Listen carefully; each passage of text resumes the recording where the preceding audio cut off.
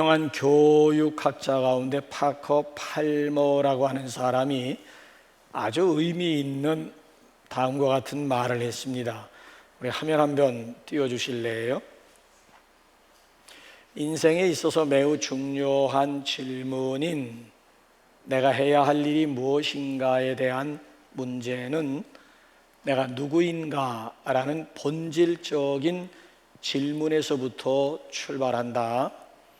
내가 누구인가라는 문제는 나는 누구의 것인가라는 질문으로 귀결되는 것이다.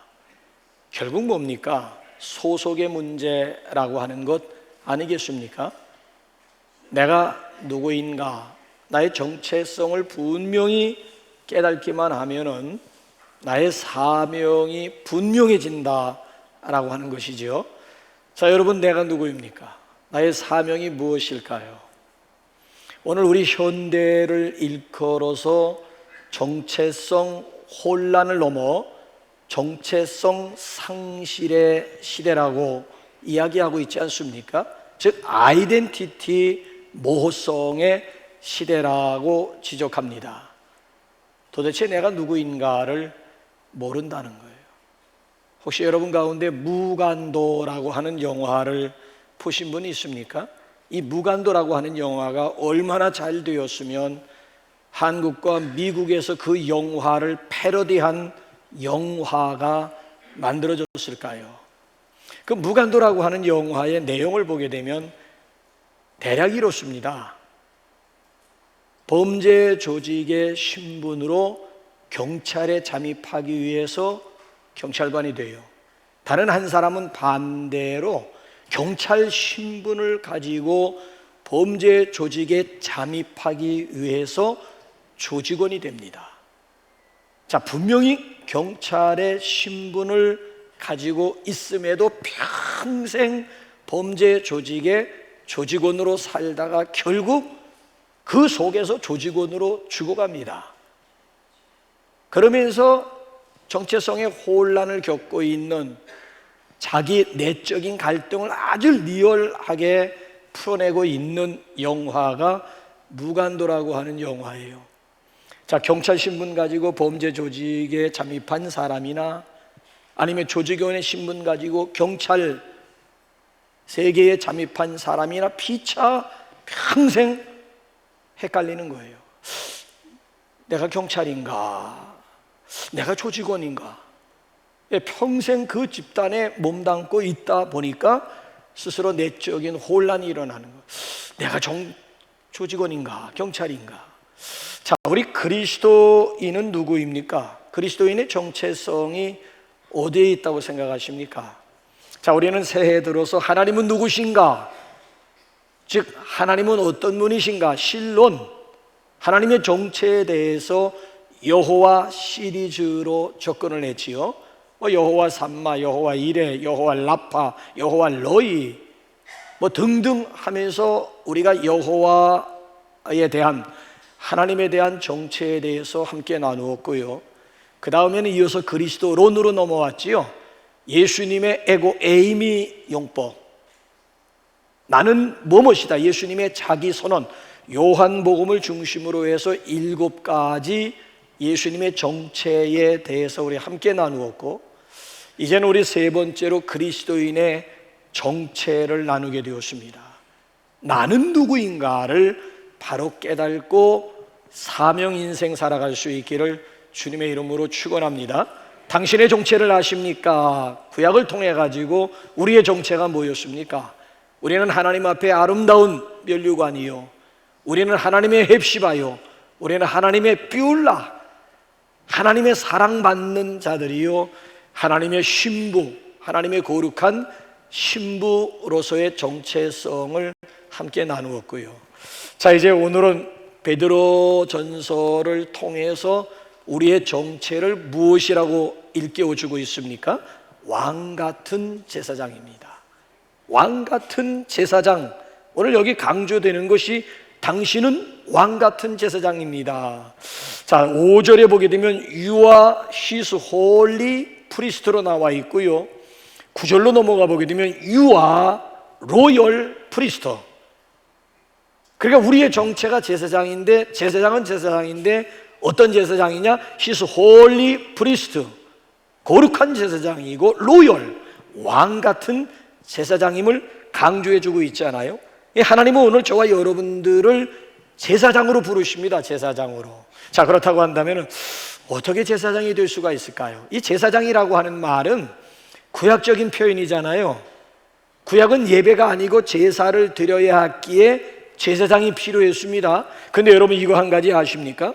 아무나 제사장이 될 수가 있는 게 아니에요. 내가 원한다고 해서 제사장으로 세워지는 것도 아니에요.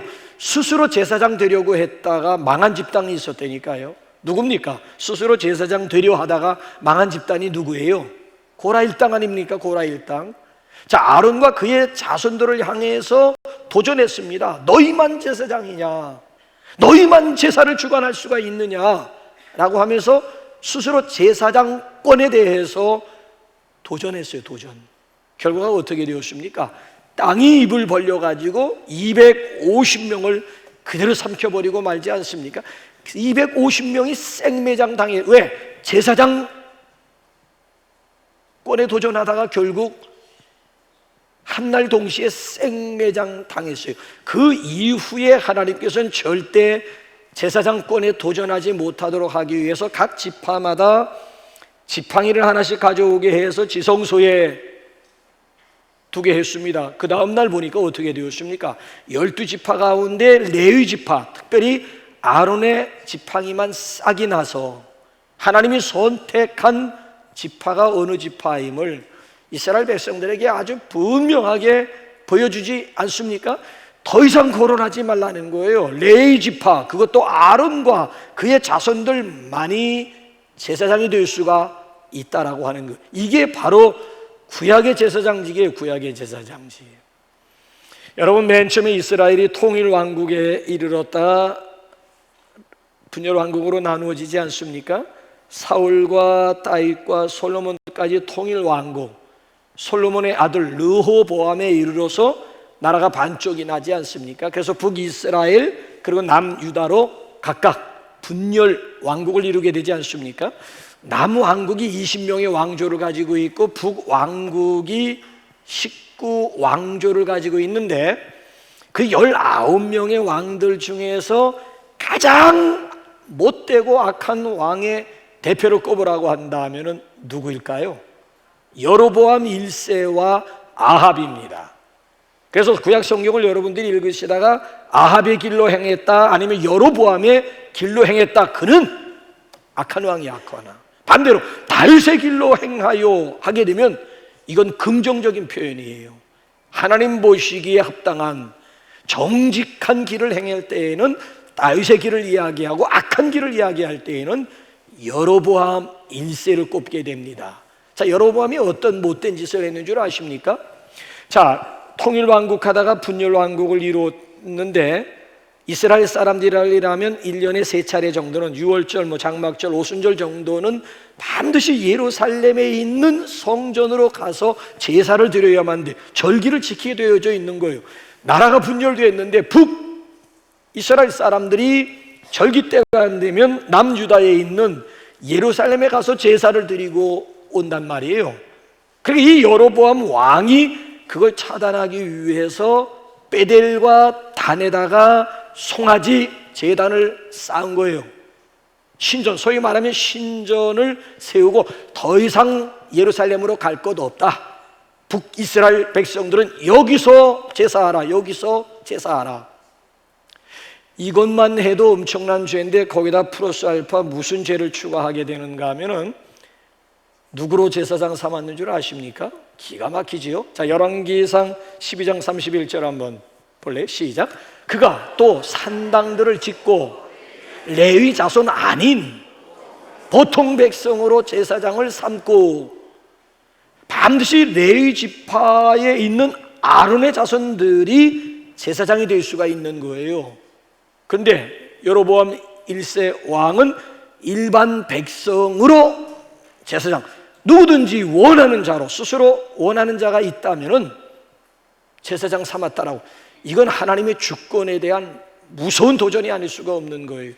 이건 하나님과 맞짱을 떠보겠다라고 하는 반역 행위와 다를 바가 없는 거예요. 자, 그래서 히브리서 기자가 5장 4절에서 뭐라고 우리에게 말씀하고 있는지 한번 보세요. 시작. 이 존귀는 아무나 스스로 취하지 못하고 오직 아론과 같이 하나님의 부르심을 받은 자라야 할 것. 이 제사장 직분이라고, 이 존귀한 제사장 직분은 아무나 스스로 취할 수 없다는 거. 오직 아론, 오직 아론과 같이 하나님 앞에 선택받고 부르심 받은 자라야 제사장이 될 수가 있다. 이게 구약의 제사장이, 이게 구약의 제사장직이었다라고 하는, 아무나 스스로 될 수 없는 거예요. 원한다고 될 수도 없는 거예요. 자, 그런데 언제 이것이 무너지게 되었을까요? 자, 마태복음 27장을 보게 되면 예수님께서 십자가상에서 돌아가시는 순간 성전 안에 어떤 현상이 일어나게 되었습니까? 휘장이 찢어. 그러니까 성소와 지성소를 구분하고 있는 휘장 있잖아요. 휘장.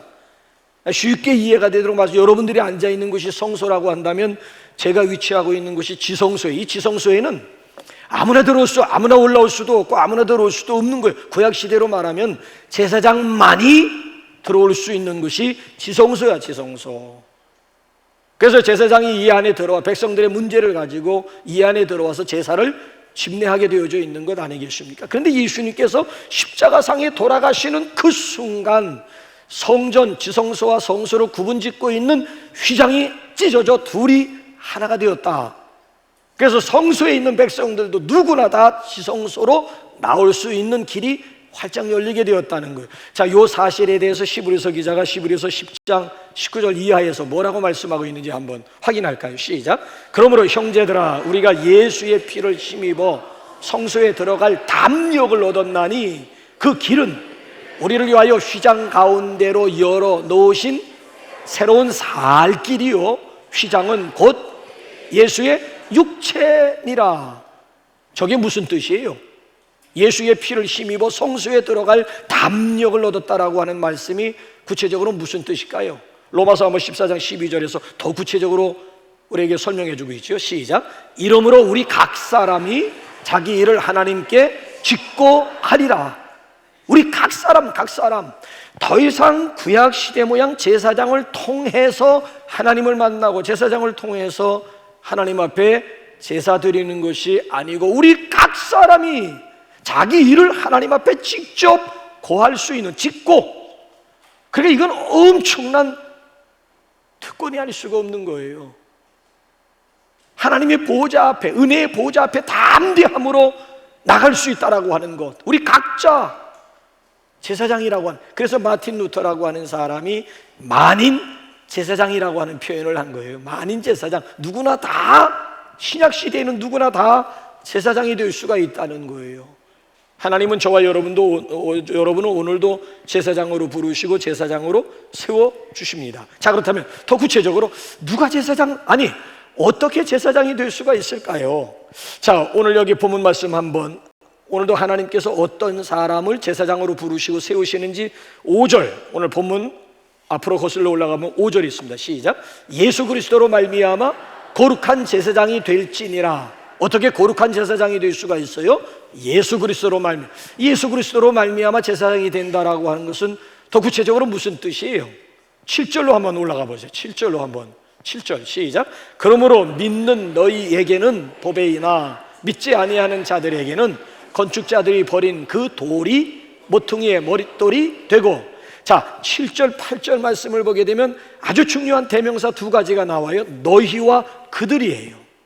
그들과 너희는 의미가 다른 거예요. 너희는 믿는 너희야. 믿는 자들을 두고 하는 얘기고요. 그들이라고 하는 대명사는 믿지 않는 불신자들을 두고 하는 표현이에요. 자, 보세요. 예수님을 앞부분 보게 되면 예수님을 돌로 예수님이 돌이래, 돌. 예수님을 돌로 비유하셨는데, 돌은 돌인데 어떤 돌이냐 하면은 리빙스톤. 이게 뭐예요? 산돌. 코너스톤. 예수님은 모퉁이돌. 그러니까 예수님은 돌은 돌인데 살아있는 리빙스톤, 살아있는 산돌이요, 모퉁이, 건물과 건물을 연결하여 집을 세우게 되는 모퉁이 돌 되심을 강조하고 있어요. 자, 예수님은 돌인데, 똑같은 돌인데 믿는 사람들에겐 산돌이 되고 모퉁이의 머릿돌이 되지만은 믿지 않는 사람들에게는 거치는 돌, 걸려 넘어지게 만드는 바위돌이 된다라고 하는 얘기예요.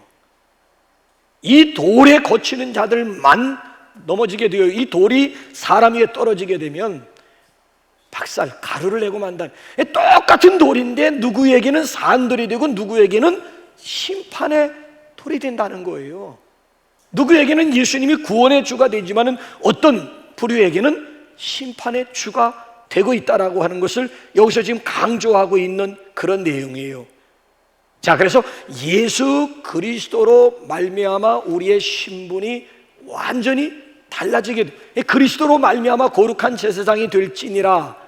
예수님으로 말미암아 제사장 된다라고 하는 뜻은 그리스도 예수를 믿는 그 순간 우리의 신분이 완전히 바뀌게 된다는 거예요. 그래서 10절로 한번 넘어가 보세요. 10절 한번 보세요. 시작. 너희가 전에는 백성이 아니더니 이제는 하나님의 백성이요, 전에는 긍휼을 얻지 못하였더니 이제는 긍휼을 얻은 자니라. 예수 그리스도로 말미암아 우리가 하나님의 백성이 되고 하나님의 긍휼 가운데 있는 하나님의 자녀, 하나님의 백성, 하나님의 나라가 되었다라고 하는 얘기. 이게 얼마나 여러분 놀라운 축복이요, 놀라운 특권입니까? 우리의 신분, 우리의 직분, 우리의 위치가, 우리의 소속이 완전히 하나님의 것으로 바뀌어지게 되었다라고 하는 거예요. 자, 우리 옆에 있는 분하고 당신은 왕 같은 제사장입니다. 한번 인사 한번 하고 그 다음 대지로 넘어갈까요? 그렇다면 이제 끝으로 한 가지 질문을 던지겠습니다. 제사장의 사명이 뭘까요? 하나님이 저와 여러분들을 제사장, 그 제사장도 거룩한 제사장, 왕 같은 제사장으로 불러주신 목적이 어디에 있을까요? 아니, 우리를 만인 가운데 선택하시고 제사장으로 세워주신 하나님의 뜻이 어디에 있을까요? 신분 자랑하라고 우리를 왕 같은 제사장으로 불러주셨을까요? 아니면 지도력에 대한 도전용으로 우리를 왕 같은 제사장, 너만 제사장이냐 나도 제사장이다 라고 하는, 소위 너만 목사냐 나도 목사자라고 하는 지도력에 대한, 상대방의 지도력에 대한 도전용으로 우리를 왕 같은 제사장으로 불러주셨을까요? 아니요. 하나님께서 저와 여러분들을 아주 귀한 거룩한 제사장이요, 더 나아가 왕 같은 제사장으로 불러주시고 세워주실 때에는 분명한 목적인데, 오늘 여기 본문 말씀만 해도 가장 기본적인 두 가지 목적을 우리에게 소개하고 있는데, 그거 첫 번째가 5절을 우리 한번 나같이 한번 읽어볼까요? 5절 시작. 너희도 산돌같이 신령한 집으로 세워지고 예수 그리스도로 말미암아 하나님이 기쁘게 받으실 신령한 제사를 드릴 거룩한 제사장이 될지니라. 우리를 거룩한 제사장으로 불러주신 목적이 어디에 있어요? 신령한 제사를 드리도록 하기 위함이라는 거예요. 자, 여러분, 구약 성경을 보게 되면 제사장이 하는 일이 뭐냐?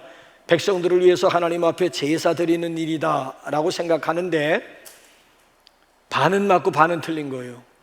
백성들을 위해서 제사를 드리는 것이 제사장의 임무요 사명인 줄 알고 있지만은, 그 이전에 제사장이 자기 자신을 위해, 백성들을 위한 제사가 아니고요, 자기 자신을 위해서 먼저 하나님 앞에 제사를 드리고 그 이후에 백성들을 위해서 하나님 앞에 제사를 드리게 되어 있습니다. 이걸 간과하는 거, 이거 첫 번째를 간과하는 거예요. 그러니까 오늘 여기 본문 말씀을 보게 되면 우리를 거룩한 제사장으로 부르신 목적이 뭔가 하면 신령한 제사를 드리도록 하기 위함임을 강조하고 있는 거예요.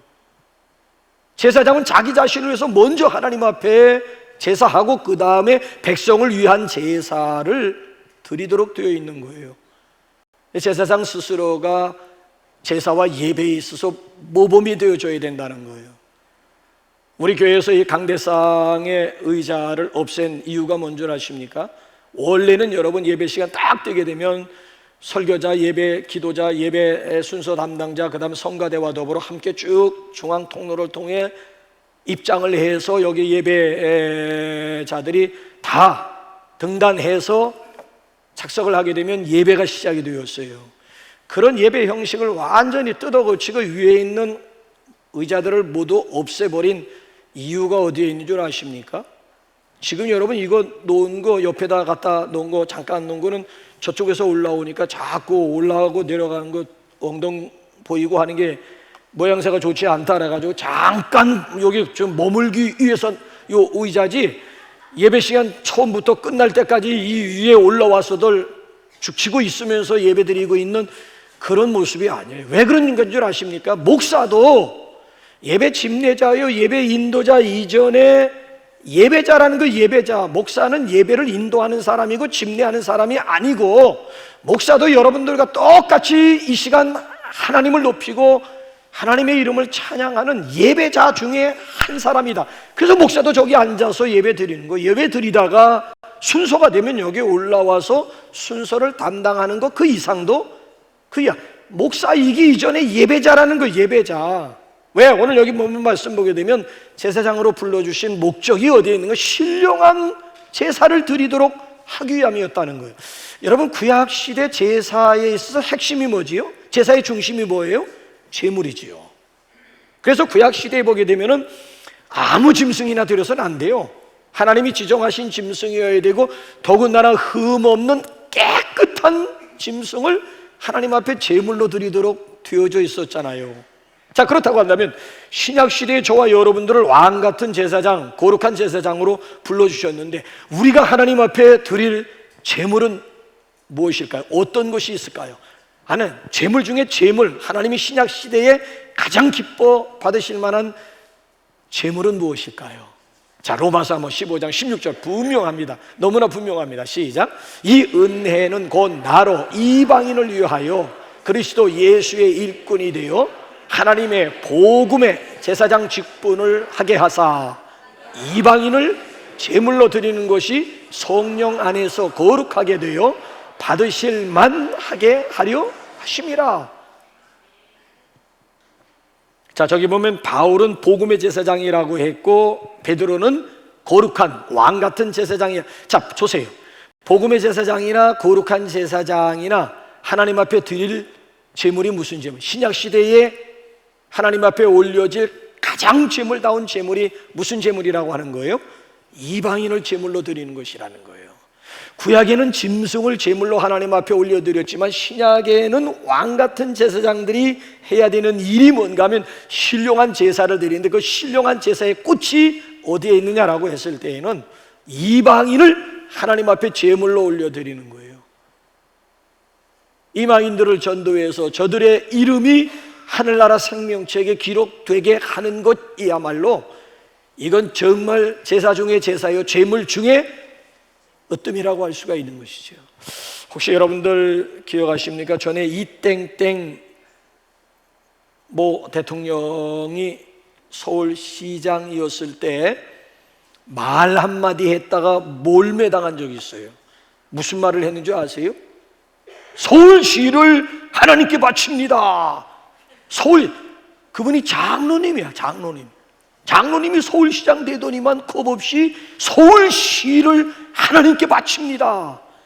이게 공인으로서 할 말이냐 해가지고 타 종교인들이 막 벌떼처럼 일어나가지고 그대로 막 공격을 했던 적이 있어요.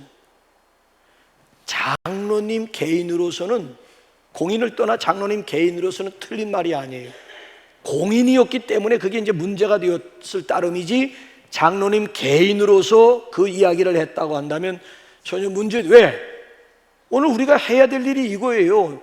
자, 그분은 서울시라고 얘기했지만 우리는 이방인이야. 믿지 않는 이방인들을 전도해가지고 그들의 이름을 하나님 앞에 올려드리는 것이 제사장의 첫 번째 사명이라고 할 수가 있는, 틀린 얘기는 아니에요. 그렇다고 한다면 제가 여러분들에게 한번 물어볼게요. 여러분들은 여러분의 VIP가 있습니까? VIP를 위해서 얼마나 기도하십니까? 여러분의 가장 가까운 친구 나다나엘 위해서 얼마나 기도하십니까? 여러분들의 게스트, 여러분들이 이곳을 모시고 와야 될 게스트 있잖아요. 그 게스트들 위해서 얼마나 기도하십니까? 태신자, 아직까지는 태어나지 못한, 거듭나지 못 태신자들을 가슴에 품고 얼마나 가슴 아리들을 하고 계십니까? 여러분들의 오이코스와 얼마나 관계를 맺고 있습니까? 자, 밖에 있는 사람을 불신자라고 부르지 말고 예비신자라고 부르자고 얘기를 해요. 천주교에서는 예비신자입니다. 그럼 그 예비신자들과 여러분들은 한 주간 동안 얼마나 접촉하고 계십니까? 나 구원받았는데 너 구원받았는데 우리 구원받았는데 할렐루야 짝짝짝 우리끼리 좋아 주고 지내십니까? 아니면 주일날은 여기 와서 함께 셀레브레이션 하나님 앞에 정말 감사의 축제 예배를 하나님 앞에 올려드리고 나머지 6일 동안은 여러분들의 낚시터가 어디냐, 이거 여러분들이 낚시를 건져 올려야 될 여러분들의 낚시터가 어디냐라고 하는 걸 묻고 있는 거예요. 나에게 낚시터가 없다. 내 가슴속에 품고 있는 태신자도 없다. 이방인들에 대한, 예비신자들에 대한 관심조차도 나에게는 없다. 그렇다고 한다면 직무유기죠. 오늘 여기 본문 봐서 우리의 정체성으로 접근을 해보게 되면 직무유기죠. 직무유기. 제사장이라고 하는 이름이 무색해지는 거예요. 이름뿐인 제사장이 될 수밖에 없는 거예요. 자, 하나님께서 저와 여러분들을 거룩한 제사장, 왕같은 제사장으로 불러주실 때에는 이방인을 하나님 앞에 제물로 올려드리고자 함의 첫 번째 목적이 있고요. 자, 두 번째 목적은 이제 본문 말씀 한번 9절로 한번 다시 한번 돌아와 볼까요? 9절 한번 보십시다. 시작. 그러나 너희는 택하신 족속이요 왕 같은 제사장들이요 거룩한 나라요 그의 소유가 된 백성이니 이는 너희를 어두운 데서 불러내어 그의 기이한 빛에 들어가게 하신 분의 아름다운 덕을 선포하게 하려 하심이라. 왕 같은 제사장 삼으신 목적이 뭐예요? 이는 왜냐하면 하나님의 아름다운 덕을 선포하게 하려 하심이라. 하나님의 아름다운 덕이라고 하는 게 뭐예요?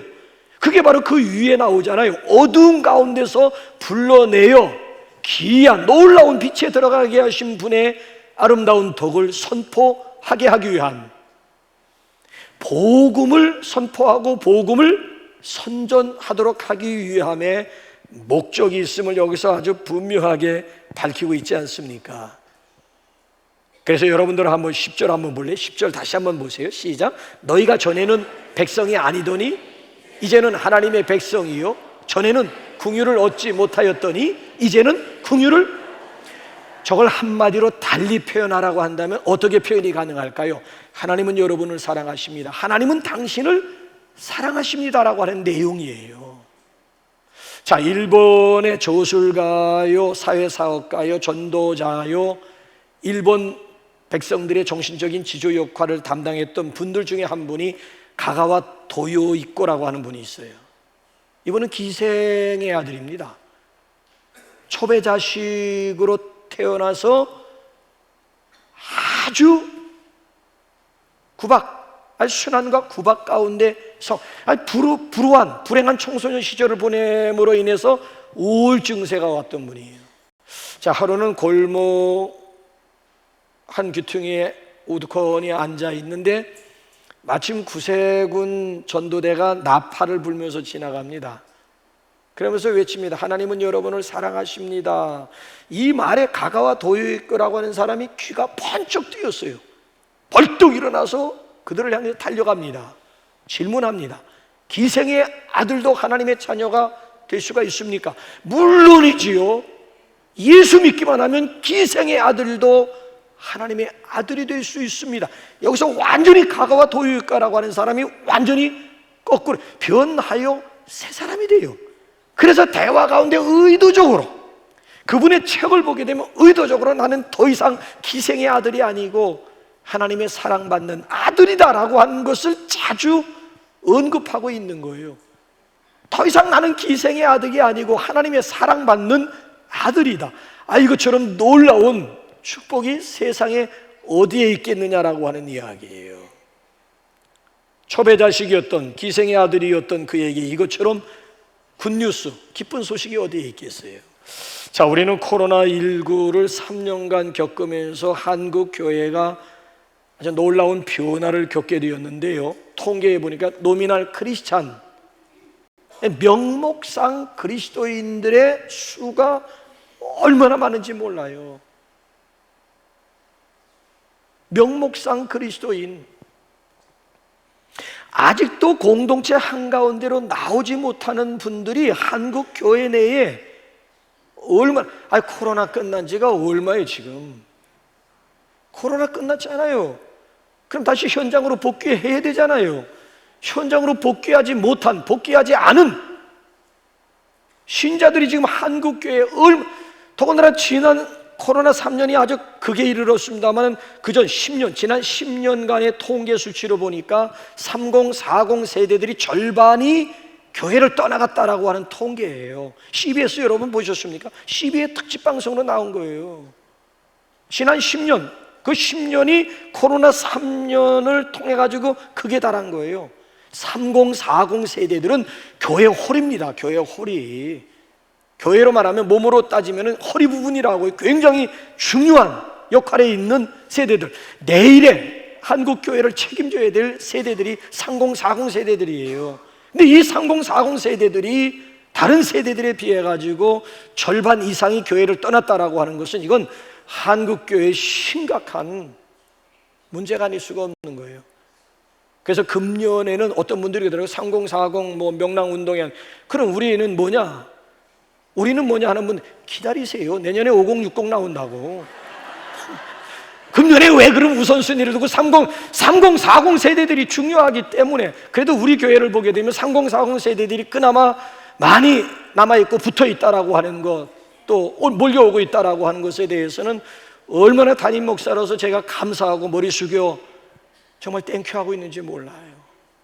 그래서 이번에 30, 40 세대들이 전문인을 불러놓고 우리 같이 정말 짤막한 시간, 한 서너 시간 동안 우리 흠뻑 좀 땀도 없이면서 함성도 지르면서 같이 맛있는 것도 먹으면서, 그래서 우리 30, 40 세대들이 우리 정말 공동체를 좀 우리 몸으로 좀 경험할 수 있는 그런 기회를 갖고, 내년도에는 이제 50, 60 세대들이나 10, 20 다 계획이 다 세워져 있습니다.